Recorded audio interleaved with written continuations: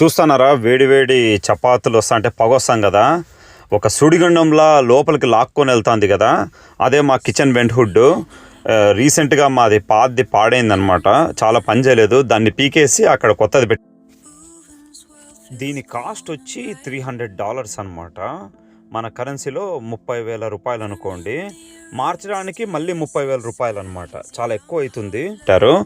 మావన్నీ ఇక్కడ ఏసీ ఇల్లు కదా లోపల, సో ఏం కుక్ చేసినా కూడా చాలా స్మెల్ వస్తుంది అనమాట ఇంట్లో, కుకింగ్ స్మెల్ అట్లా.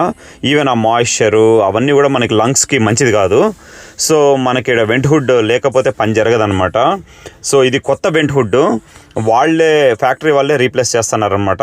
మా పాత వెంట్ హుడ్ ఇంకా సిరీస్లే ఆపేశారంట వాళ్ళు.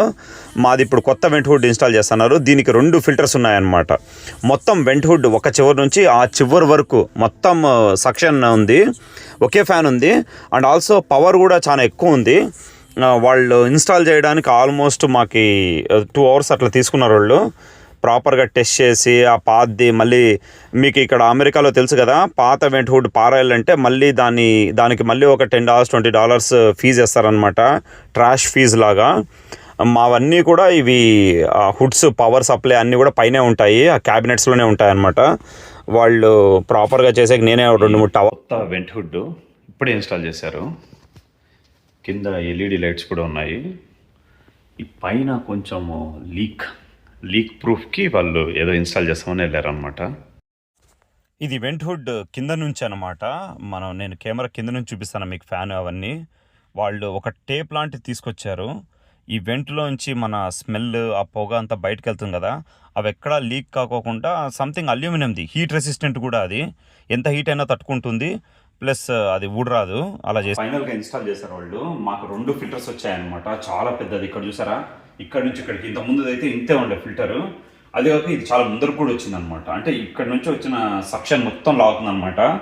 అది కాక ఇది 350 GCA GFC అని ఉందనమాట. పాతది వచ్చి ఓన్లీ 200. ఇది చాలా బాగుంది, కొత్తది అప్గ్రేడ్ చేసామన్నమాట. పాతది ఏదో ఇష్యూ వస్తే కానీ వాళ్ళే రీప్లేస్ చేస్తారు, కొత్త మోడల్. ఇవన్నీ కూడా ఎల్ఈడి లైట్స్, జస్ట్ టచ్ చేస్తే చాలు అనమాట. ముందు అయితే కింద ప్రెషర్ చేయాల్సి వస్తాండ.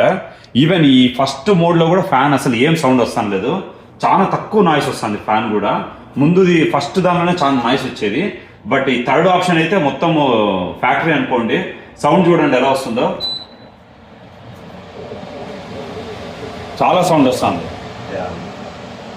సో లైట్స్ కూడా బాగుంది, సో నైస్, అంతా అదిరిపోయింది.